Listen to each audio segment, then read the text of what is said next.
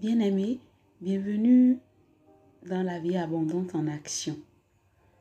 De par cette chaîne, nous aurons des temps d'évangélisation, des partages pour exhorter, pour étudier la parole de Dieu, enseigner également conformément à la source de la vie abondante, l'auteur du salut éternel, qui est notre Seigneur Jésus-Christ.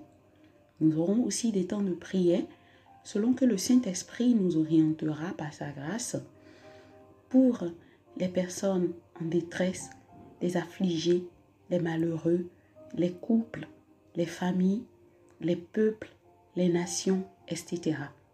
Je vous prie de bien vouloir vous disposer afin de participer pleinement à la vie abondante pour également en jouir convenablement.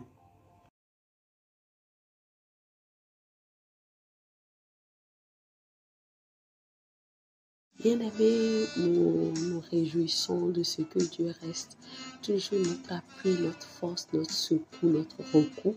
Et dans sa grâce, il nous donne encore le goût, le bon goût, la force de nous tourner dans sa parole pour poursuivre notre partage. Et aujourd'hui, il est question de l'étude, du partage sur le 22e chapitre du livre d'Ézéchiel. Je le lis. Et toi, fils de l'homme, jugeras-tu la ville sanguinaire? Fais-lui connaître toutes ses abominations. Tu diras, ainsi parle le Seigneur l'Éternel, ville qui répand le sang au milieu de toi pour que ton jour arrive et qui fait des idoles pour te souiller. Tu es coupable à cause du sang que tu as répandu et tu t'es souillé par les idoles que tu as faites. Tu as ainsi avancé tes jours et tu es parvenu au thème de tes années. C'est pourquoi je te rends un objet d'opprobre pour les nations et de moquerie pour tous les pays. Ceux qui sont près et ceux qui sont au loin se moqueront de toi, qui es souillé de réputation et pleine de troubles. Voici, au-dedans de toi, tous les princes d'Israël usent de leur force pour répandre le sang. Au-dedans de toi, l'on méprise père et mère, on maltraite l'étranger, on opprime l'orphelin et la veuve. Tu dédaignes mes sanctuaires, tu profanes mes sabbats. Il y a chez toi des calomniateurs pour répandre le sang. Chez toi, l'on mange sur les montagnes. On commet le crime dans son sein. Au milieu de toi, on découvre la nudité du père. Au milieu de toi, on fait violence à la femme pendant son impureté. Au milieu de toi, chacun se livre à des abominations avec la femme de son prochain. Chacun se souille par l'inceste avec sa belle-fille. Chacun déshonore sa sœur, fille de son père. Chez toi, l'on reçoit des présents pour répandre le sang. Tu exiges un intérêt et une usure. Tu dépouilles ton prochain par la violence. Et moi, tu m'oublies, dit le Seigneur l'Éternel.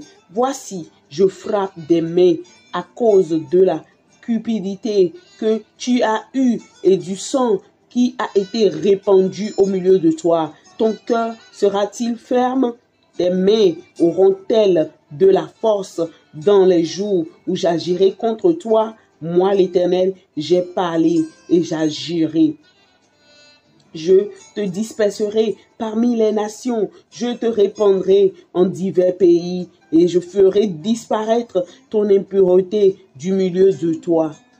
Tu seras souillé par toi-même aux yeux des nations et tu sauras que je suis l'Éternel. La parole de l'Éternel me fut adressée en ces mots. Fils de l'homme, la maison d'Israël est devenue pour moi comme des scories. Ils sont tous de l'airain, de l'étain, du fer, du plomb dans le creuset. Ce sont des scories d'argent. C'est pourquoi ainsi parle le Seigneur l'Éternel, parce que vous êtes tous tenus devant vous êtes tous devenus comme des scories. Voici, je vous rassemblerai au milieu de Jérusalem, comme on rassemble l'argent, les reins, le fer, le plomb et l'étain dans le creuset, et qu'on souffle le feu pour le fondre. Ainsi, je vous rassemblerai dans ma colère et dans ma fureur, et je vous mettrai au creuset pour vous fondre. Je vous rassemblerai et je soufflerai contre vous avec le feu de ma fureur, et vous serez fondus au milieu de Jérusalem. Comme l'argent fond dans le creuset, ainsi vous serez fondus au milieu d'elle, et vous saurez que moi, l'Éternel, j'ai répandu ma fureur sur vous. La parole de l'Éternel me fut adressée en ces mots. Fils de l'homme, dis à Jérusalem, tu es une terre qui n'est pas purifiée, qui n'est pas arrosée de pluie au jour de la colère. Ces prophètes conspirent dans son sein comme un lion rugisse qui déchire sa proie. Ils dévorent les âmes, ils s'emparent des richesses et des choses précieuses. Ils multiplient les veuves au milieu d'elles. Ces sacrificateurs violent ma loi et profanent mes sanctuaires. Ils ne distinguent pas ce qui est saint de ce qui est profane. Ils ne font pas connaître la différence entre ce qui est pur et ce qui est impur et ce qui est pur. Ils détournent les yeux de mes sabbats et je suis profané au milieu d'eux. Ces chefs sont dans son sein comme des loups qui déchirent leur proie. Ils répandent le sang, perdent les âmes pour assouvir leur cupidité. Et les prophètes ont pour eux des enduits de plâtre, de vaines visions, des oracles menteurs. Ils disent, ainsi parle le Seigneur l'Éternel, et l'Éternel ne leur a point parlé. Le peuple du pays se livre à la violence, commet des rapines, opprime le malheureux, et l'indigent foule l'étranger contre toute justice. Je cherche parmi eux un homme qui élève un mur, qui se tienne à la brèche devant moi en faveur du pays, afin que je ne le détruise pas, mais je n'en trouve point. Je répandrai sur eux ma fureur. Je les consumerai par le feu de ma colère. Je ferai retomber leurs œuvres sur leur tête, dit le Seigneur l'Éternel. Amen. Amen. Et pour votre information, aujourd'hui, il m'a plu comme ça de prendre en fait une autre version. Et la version qui a été lue là, c'est la version Louis II. Et quelqu'un dira, mais comment se fait-il que dans le chapitre 20, on a parlé de l'infidélité d'Israël et la grâce infinie de Dieu, et que dans le 21e chapitre et le 22e, on commence par entendre des jugements. Alors, il faut que vous connaissiez Dieu. De peu que j'apprends et que j'ai appris à le connaître, Dieu est celui qui annonce les choses qui ne sont pas encore avant de les réaliser. Donc, quand nous étions en fait dans Ézéchiel chapitre 20, il était en train de leur annoncer que oui, vous avez été infidèles, ma grâce infinie y est. Malgré cela, les conséquences, vous les subirez. Vous allez comprendre quand nous serions en train d'avancer. Et je n'ai pas pu subdiviser le texte, mais j'ai quand même su essayer pas de soustraire, de trouver quelques différentes parties. Et je l'ai intitulé le texte « L'énumération des crimes du peuple de Dieu et les conséquences à subir ». Donc, quand nous prenons le texte, nous voyons que c'est d'abord à Ézéchiel qui revenait de juger son peuple de la part de Dieu. Et dans ce temps, c'était en fait un temps où Ézéchiel, malgré sa déportation, il a plu à Dieu. Il a été trouvé comme un mis à part. Et ce mis à part que Dieu lui a donné la grâce d'être, Dieu a commencé par partager son cœur avec lui. Et de la même manière, nous aujourd'hui qui sommes de la nouvelle alliance, de la même manière, si vous avez peut-être les yeux, la grâce de la vision comme moi, la grâce d'entendre les échos du monde spirituel, la grâce de recevoir en partage l'actualité du ciel de gloire comme le Seigneur me le donne, vous pouvez aussi recevoir le cœur de Dieu. C'est ainsi qu'on voit certaines personnes qui viennent partager des visions qu'ils ont reçues. En tout cas, s'ils sont véritablement choisis et qualifiés par Dieu en tant que voyants, en tant que un canal un canal récepteur du cœur de Dieu.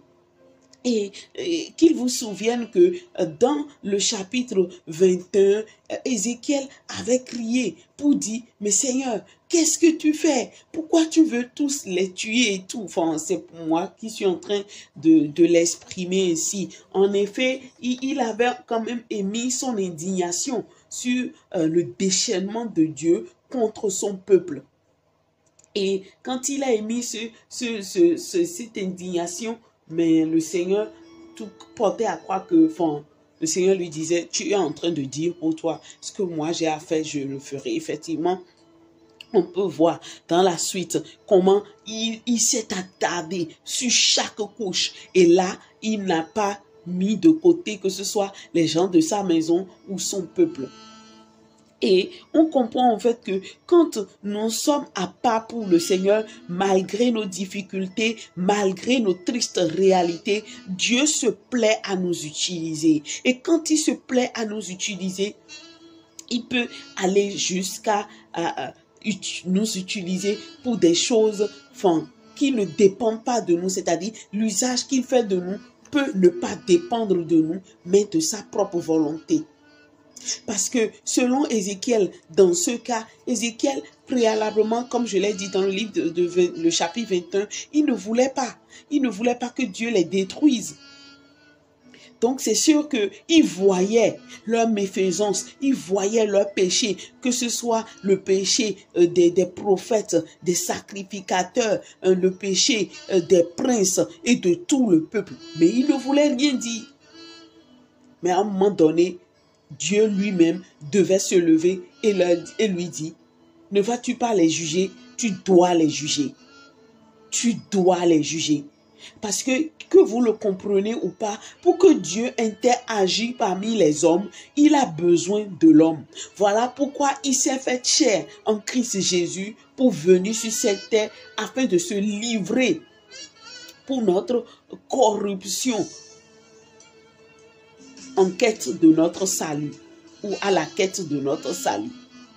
Donc, ce qu'on peut retenir dans cette première partie, bien-aimé, que tu sois parmi un peuple ou une famille ou une population corrompue, en tant qu'enfant de Dieu, soit celui que Dieu peut utiliser, soit celui qui peut être un instrument de mise à part. Quand bien même tes yeux verront la corruption des autorités, des pasteurs, des prophètes, des apôtres ou autres, ne sois pas trop choqué.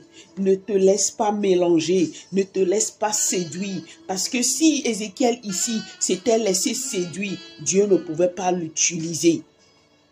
Donc, on comprend que dans le désordre des autres, en tant qu'enfant de Dieu, lorsque nous faisons le choix et que nous demandons la grâce à Dieu de nous donner la force de la consécration, il le fait.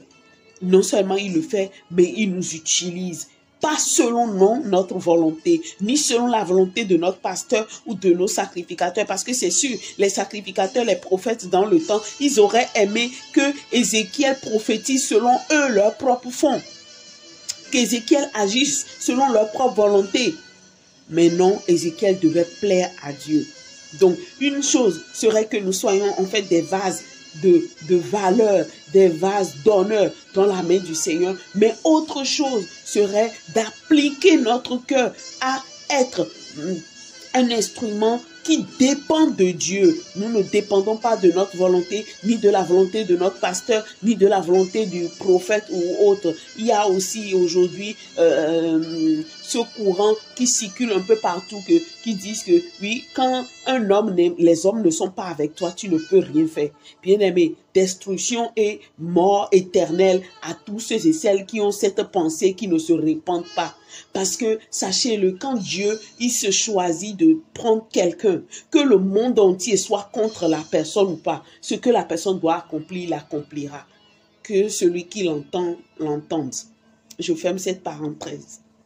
Donc, pour une autre partie qui m'a aussi interpellée, c'est aussi le verset 4. Quand on lit le verset 4 de ce chapitre, on voit comment le verset dit « Tu es coupable à cause du sang que tu as répandu et tu t'es souillé par les idoles que tu as faites.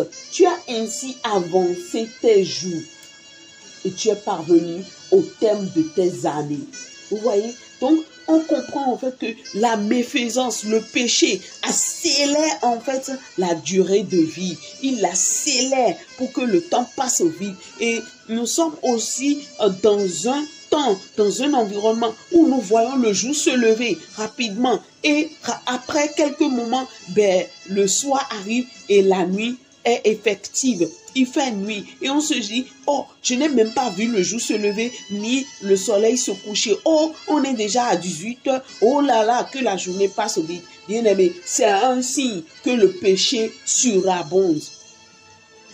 C'est un signe que Dieu est contre nous sur terre, notre méfaisance, et il fait accélérer les jours afin que les temps finissent vite pour qu'il atteigne son objectif. Et quelqu'un dira, mais nous qui sommes du Seigneur Jésus-Christ, de l'Alliance, en tant que sauvés par le Seigneur Jésus-Christ, est-ce que si nous avons eu à tomber dans des péchés, dans des méfaisances, en dépit que le Seigneur Jésus-Christ ait payé le prix de nos péchés, allions-nous subir aussi les conséquences? Ah oui, nous subirons certainement les conséquences si nous n'avons pas nous ne sommes pas repentis. Et bien même en dépit de la repentance, les conséquences sont toujours là. Parce qu'il y a le livre de Galates, chapitre 6, le verset 7, qui dit ceci. Ne vous y trompez pas, on ne se moque pas de Dieu. Ce qu'un homme aura semé, il le moissonnera aussi. Celui qui sème pour sa chair, moissonnera de la chair la corruption. Mais celui qui sème aussi pour...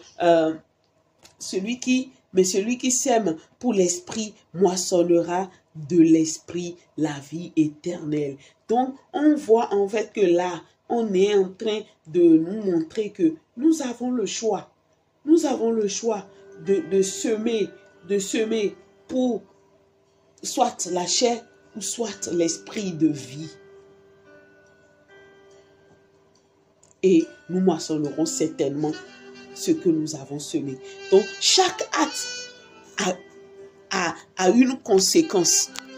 Il y a une conséquence pour tout acte que nous posons sous ce soleil, que ce soit en tant qu'enfant de Dieu ou non. Il y a certainement une conséquence. Et au nombre de ces péchés, il y avait les péchés que un homme commentateur de biblique pouvait même appeler les péchés sociaux. Alors là, quand je lisais ça, je disais oui, effectivement, c'était les péchés sociaux parce que c'était la multitude qui faisait le meurtre. Ils s'étaient livrés au meurtre. Ils méprisaient leurs parents, déshonoraient ainsi leur père, leur mère. Il y avait l'oppression des étrangers. Il y avait le fait qu'ils ne pouvaient pas être hospitaliers. Ils étaient injustes envers les faibles, les orphelins, les veuves. Le service religieux pur et sans tache devant Dieu. Comme il a dit dans le livre de Jacques, c'était en fait de faire du bien aux faibles, de les assister dans leurs afflictions. Donc, il faisait en sorte qu'il y ait beaucoup de veuves, c'est-à-dire il prenait de l'argent pour aller tuer le mari de ses femmes et ces femmes devenaient des veuves. Donc, il y avait aussi le péché sexuel, il y avait la violence, il y avait toutes sortes de choses, l'usure. Ils prêtaient de l'argent à leurs frères à des taux à ne point en finit. Les gains déshonnêtes. Vraiment, il y avait beaucoup de choses. L'oubli de Dieu. Et tout ça, c'était qui c'est qui commettait ça? Le peuple de Dieu. Le peuple de Dieu. Et nous sommes dans un temps aujourd'hui où on ne peut plus rien se cacher. On voit, on entend, on sait. Et Dieu aussi voit. Et quelqu'un peut dire, mais qui peut être maintenant celui qui va se lever pour juger? Bien-aimé, conformément à la parole du Seigneur Jésus, il a dit, ne juge pas de peur que tu ne sois point jugé. Avant de juger là, dis à l'Esprit de Dieu, montre-moi si je n'ai pas un péché quelconque. Si tu as un péché quelconque, tu n'ouvres pas la bouche pour juger, mais tu ouvriras ta bouche pour intercéder, pour prier, pour aussi aller voir celui qui est ton frère ou ta soeur, qui se livre à cette méfaisance, à ce péché, conformément à la parole de Dieu dans le Nouveau Testament, pour lui dire, entre toi et lui, sa méfaisance. Et s'il refuse de t'entendre, tu appelles une autre personne pour t'accompagner. Et s'il refuse de vous entendre, là, une troisième personne, jusqu'au moment où, à l'église, cette personne sera exposée. Et je pense que cette méthode-là, elle est conforme. Et pourquoi est-ce que nous faisons le parallèle tout le temps? J'ai eu soin de tout le temps le dire.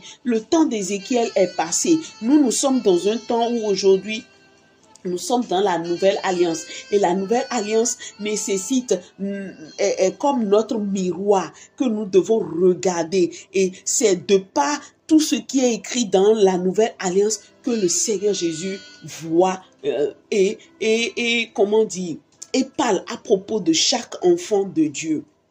Et bien sûr, c'est tout simplement parce que il est question du peuple de Dieu, Israël. Et vous allez voir plus tard comment il s'est aussi attardé sur Samarie, sur ainsi de suite les Ammonites. Ça a été déjà le cas dans le livre, dans le chapitre 21. Vous allez voir comment il a balayé toute la couche sur terre. Et la dernière partie qui m'a beaucoup aussi interpellé, c'est le fait que le Seigneur était à la recherche d'un médiateur. Ça revient en fait à ce que je viens de dire, que toi qui vois par exemple que ton semblable est dans le péché, ce que tu dois faire humblement, c'est de prier pour lui. Tu pries, après tu fais la démarche pour aller voir cette personne. Et je crois que c'est ce que le Seigneur Jésus-Christ, il fait pour nous. En plus de faire la démarche de venir jusqu'à nous, aujourd'hui, il est notre médiateur auprès du Père. Il est celui qui intercède pour le corps de Christ. Et pour toi qui te dit, oui, j'aime la prière, je suis une intercesseuse, et je vais te dire, il n'y a pas plus intercesseur ou intercesseuse plus que notre Seigneur Jésus-Christ. Donnons-lui la gloire, à lui seul la gloire, et façons-nous. Donc, on voit que depuis ce temps, le Seigneur était déjà à la recherche d'un médiateur. Mais ce plan, il l'avait. Il savait comment il allait faire. Mais il n'avait rien dit à personne. Pour autant, il avait pris le soin de rendre, de laisser les conséquences, comment dire, de faire subir les conséquences des fautes, des péchés des membres de son peuple. Et je prie dans le nom de Jésus que nous soyons de ce que Dieu trouve en tant que des mises à part en ces temps délicats et particuliers que nous traversons, que nous soyons aussi de ceux qui ne sont pas, nous ne laissons pas influencer peut-être par un prophète, par un pasteur, qu'importe la raison. Parce que personnellement, moi aujourd'hui, je pars à l'église, il n'y a que la parole que je prends. J'aime mon pasteur et tout, mais il n'y a plus d'adulation. Je ne peux plus aduler l'homme parce que je l'ai déjà tellement fait par le passé et ça m'a induit en erreur. Quand on est confronté à la déception, de ce qu'on peut vivre de la part des hommes de Dieu ou prophètes et autres. Et d'ailleurs, c'est la raison pour laquelle le Seigneur Jésus disait que on ne devait appeler personne Père sous ce soleil. Le Seigneur Jésus l'a dit. Parce que, oui, quand on dit daddy, daddy, papa, papa, tout ça, et qu'on en vient à être cogné à la déception, on se dit, ben, ils sont pas dignes. Ils sont pas dignes de ce nom. Seul le Père, Dieu est digne de ce nom. Bref, je vais m'arrêter là et je vais prier. Tant de paix dans le nom de Jésus-Christ. Nous voyons comment c'est toi-même qui as suscité son serviteur pour juger ses frères et sœurs. Et oui, aujourd'hui, nous sommes dans un contexte où nous voyons beaucoup de choses, nous entendons beaucoup de choses, mais tu as dit, oh, il ne nous revient pas à nous de nous juger, avant de se juger. Oui, toi qui vois peut-être la paille dans l'œil de ton frère, est-ce que tu prends le temps de constater la poutre dans tes yeux, de les enlever d'abord avant de chercher à aller enlever la paille de l'œil de ton semblable? Et je prie dans le nom de Jésus que tu nous donnes à tout un chacun de nous examiner pour voir là où nous en sommes. Est-ce que nous te plaisons? Est-ce que nous sommes un instrument de mise à part pour toi, Père, dans le nom de Jésus? Oh, dispose nos cœurs pour y réfléchir à propos, Seigneur, dans le nom de Jésus-Christ. Oui, dispose nos cœurs,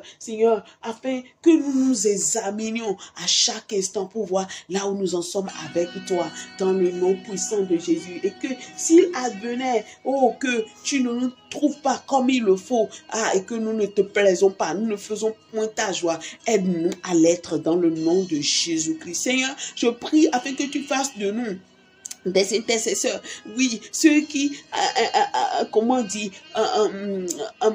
accélèrent, oui, vont de l'avant dans l'intercession avec le Seigneur Jésus-Christ. C'est vrai, c'est lui, il n'y a pas d'intercesseur pareil que lui, mais le peu que nous pouvons faire humblement, nous demandons ton aide pour bien le faire, dans le nom puissant de Jésus. Oh, merci Père, parce que notre prière est que, avant que ta colère ne revienne sur cette terre, que tu nous enlèves déjà par l'enlèvement dans le nom de Jésus. Et si jamais nous sommes encore sur terre, que nous soyons ces instruments que toi tu utilises, Seigneur, pour être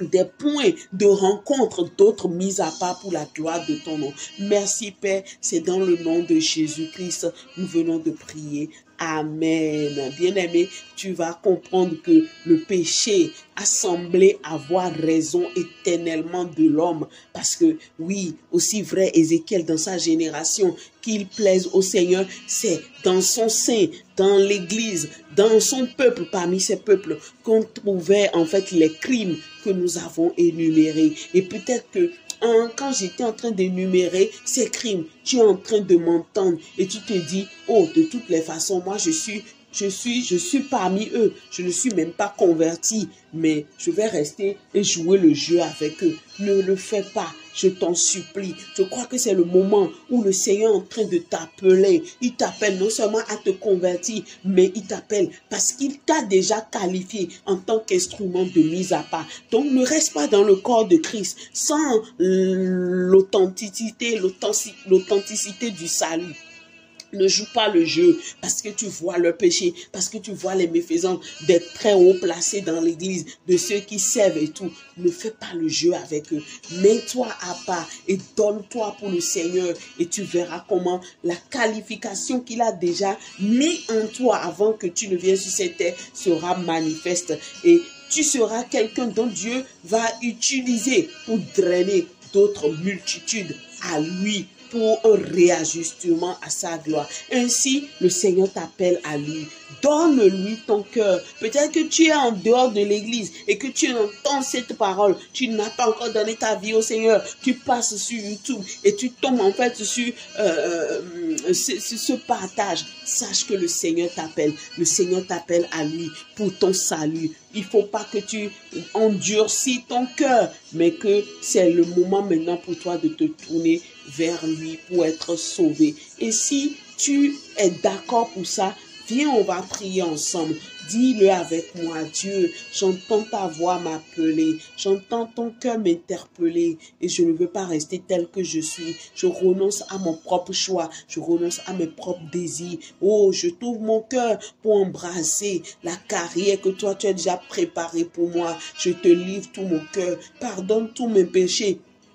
Pardonne, pardonne et change mon cœur. Rends-moi apte à faire ta volonté, à vivre pour ta gloire. Merci Dieu parce que tu le fais. Merci de me recevoir aujourd'hui en tant que ton enfant, en tant que ton fils, en tant que ta fille. Je te suis entièrement reconnaissant et je te rends toute la gloire au nom de Jésus-Christ. Amen. Bien-aimé, si tu l'as dit ici, aie la conviction que tu es sauvé. Aie la conviction que Dieu t'épargne de la colère à venir. Je n'irai pas plus loin que ça. Recevez mes salutations en Christ Jésus et recevez aussi les salutations de notre glorieux Seigneur Jésus. On se dit à très bientôt dans un autre temps de la vie et la vie en abondance. Au revoir.